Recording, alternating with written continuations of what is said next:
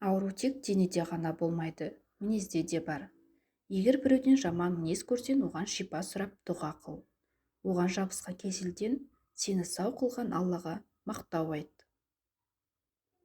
Сырды сақтау шеберлігі жан дүниенің байлығын көрсетеді. Ішінде су тұрмайтын ыдыстың зияны секілді, сырды сақтай алмайтын адамның пайдасы кем. Бәрін дұрыс жасауға қанша тырыссан да, сені қате түсінетін адамдардың табылары хақ.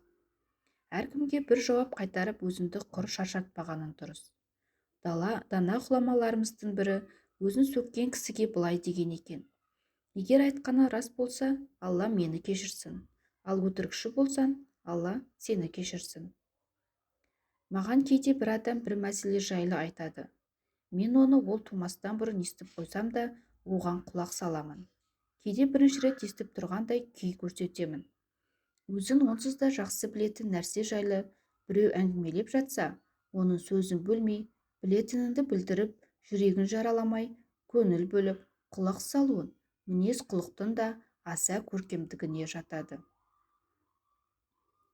Адамдар саған таң қалып жатса, оған масаттанып мақтанба.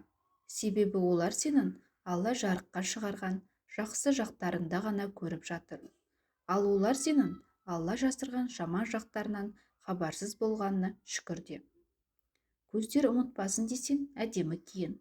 Көңілдер ұмытпасын десең, көркем мінезді бол. Көркем мінез өзгелердің нашар мінезі арқылы қалыптасады.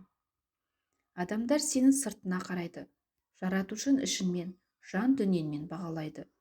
Пенделер үшін сыртында ғана әдемілеумен әуре боп, ішкі әлеміңді ұмыт қалдырып ластап алма.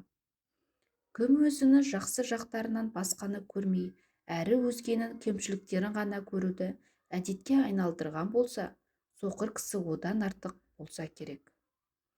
Дұрыс нәрсені тез танып, жүрекпен түсініп, шынайы жанашырлықпен айтпасан, ісің бекер. Егер әр адам қасында кісінің жүрегіндегін көре алса, оған жаны қатты ашитын еді. Ішкі таразының әділдігіне көзі жетер еді.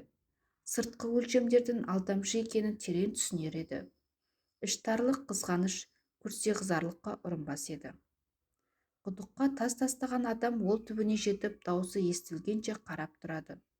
Сол секілді сені сөккен адамның көбісі жауабынды күтеді. Ұстамдылықпен көркем мінез танып, өткізіп жібер, құдық түпсіз екен деп ойласын. Адамдардың біразы өмірінде сенен бір нәрсе үйрену үшін бақылайтын болса, басқа бір бөлігі қателіктеріңді теру үшін андиды. Екі топ та саған таң, бірі махаббатпен, екіншісі іштарлықпен. Адамдардың саған қандай қарым-қатынаста болғанын жақсы көрсең, сен де оларға дәл сондай қарым-қатынас жаса. Мінез құлқының жоғары өрлеуінің басы өзгелердің қателіктерін сөз қылмай, көз жұма қарауында, әрі шексіз кемелдік жалғыз Аллаға тән екенін әрдайым санада ұстауында. Адамның мінезі көркемделе түссе, жауы азайып, досы көбейе түседі. Қиын істер жеңілдеп, қатты жүректер жұмсарады. Егер сөз шынымен жүректен шыққан болса, онда ол міндетті түрде жүрекке кіреді. Ал ол тек тілден шыққан болса, құлақтан ара аспайды. Барлық жамандық нашар мінез құлықты адамдармен сұхбаттас болудан пайда болады. Әдептілік, ақкөңіл және сабырлық жақсы мінездің іргетасындағы үш кірпіш. Иман келтірушілердің ең иманына толығы көркем мінезділері. Сендердің ең жақсыларын, әйелдерің үшін жақсы мінезді болғандарын.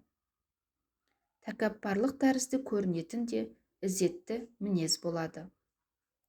Мінезін өзгерткен адам тағдырын да өзгертеді. Жаман мінез жабайылық, ол өз сорын. Жақсы мінез жұмсақ төсегін, ол өз бақытын.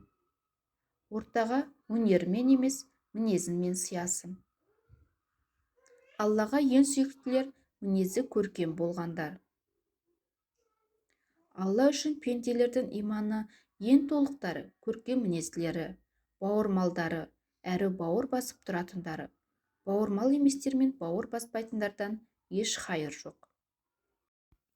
Қиямет күні маған ең сүйіктілерін, әрі ең жақын отыратындарын, көркем мінез құлықтарын. Ал қиямет күні мен үшін ең жамандарын және менен алыс отыратындарын, көп сөзділерін, шешенсіп сөйлейтіндерін және астамшылдарын. Адамдар астамшылдар деген кімдер уа Расула деп сұрағанда, тәкаппар жандар деген. Адамдардың жәннатқа кіруіне көп себеп болатын нәрсе туралы сұралғанда, Алладан қорқу мен көркем мінез деп жауап берген. Аузына сары су толған адамға есіл шарапты дәмсіз сезілетіні секілді, мінезі жаман адам да көңілді істі де көңілсіздікке айналдырады.